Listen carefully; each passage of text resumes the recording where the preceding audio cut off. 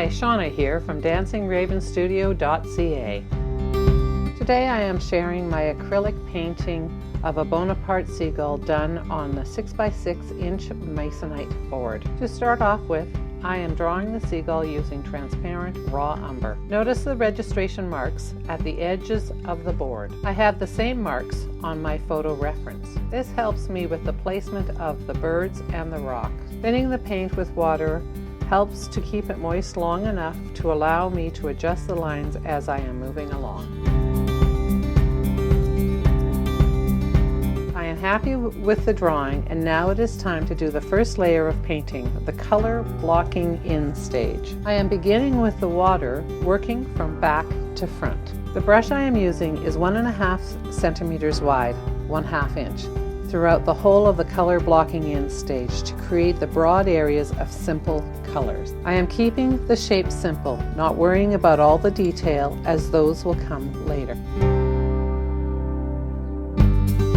I am squinting my eyes as I am trying to get the values as correct as I can during the initial block in of the rock that the seagull is standing on.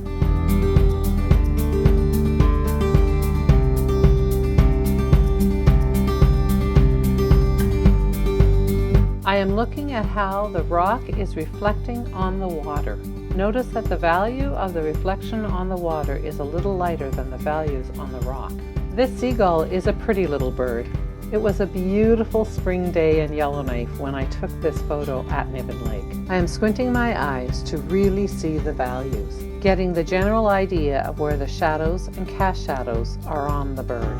In the majority of this painting, I am using the mixtures of ultramarine blue, burnt umber, and white to create the various blues, grays, blacks, and browns.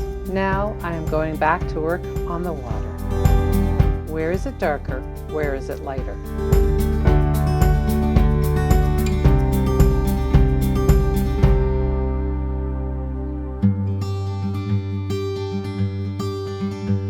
Using the edge of a flat brush, I am paying attention to the lightest parts of the ripples. Now I am working on the feathers. I will come back to this area over and over again. You can see that I am using a much smaller brush as I want the control that affords me. I am thinking about how light is striking the feathers and how the feathers bend away from the light.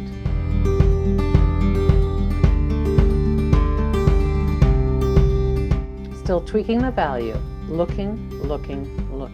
I notice that I look at one small area at a time very closely as I paint, and then I step back to look at the whole painting on a regular basis. Still finalizing and fiddling with those puffy feathers because they really have a lot of value variation on them that I want to capture. These subtle variations are how I attempt to create visual interest and a more realistic painting of the seagull. The cast shadows from the feathers onto the body of the seagull defines them as all separate, unique shapes.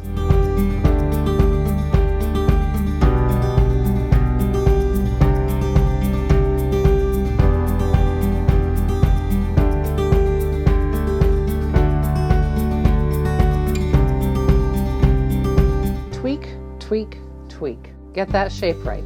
Get that highlight right. Darken the shaded parts of the bird. Squinting my eyes all of the time. You can see that I am using a very fine brush at this point.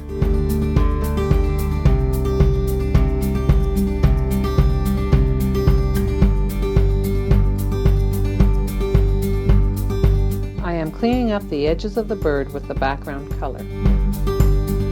I continue to move around the image, creating a more cohesive look to the image. So I come back and back and back until I am satisfied with the outcome. Using my fingers to soften the paint as I work around the seagull's body. I step back to look at the whole painting and to plan where to go next. Now I work on the little legs. I'm doing the cast shadow that is on the legs as well as the brighter highlights on the front of the legs and the base of the feet. Notice the light change. We are into the evening painting session.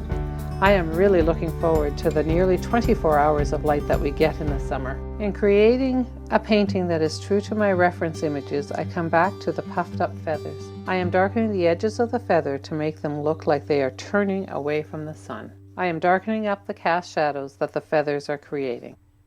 I stand back to look at the whole painting and the reference image, noticing angles, shapes, values, and where I need to revise. Now I am back to working on the rock. I realize that the feet of the seagull are a little bit too long.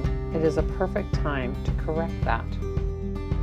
I am thinking about water and how it is reflecting. I am trying to capture the various shapes and values that are on the water. Just looking at the details, looking at the highlighted areas. I am thinking of the little subtleties that bring the piece to life. Variation of value, variation of color. Now I am creating the texture on the rock that I am seeing in the reference image. I am thinking, what is the shape of the cast shadows that are on the rock? It is time to take a bit of a painting break, so I will tell you about my brushes. In this painting I used two types of brushes. The Ivory series from Rosemary & Company out of the UK, and I use Robert Simmons Sapphire series brushes that have much softer bristles. I work from larger brushes to smaller and smaller brushes as I get into the finer details. I am back for the final time to work on the water. I am thinking about how the water moves and how the rock is being reflected.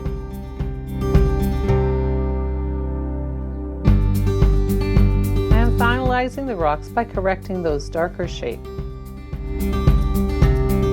By adding in the highlights at the water's edge, I let you know that this is the place that water and stone meet. These are the final tweaks, and these variations add the ending touches that make the painting look more realistic.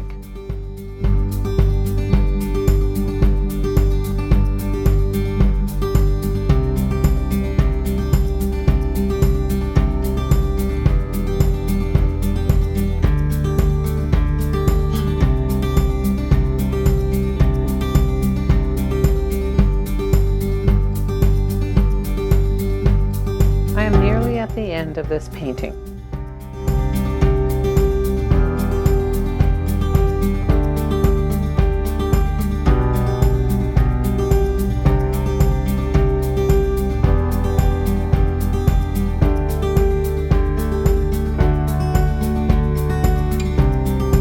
And there it is, the completed Bonaparte Seagull.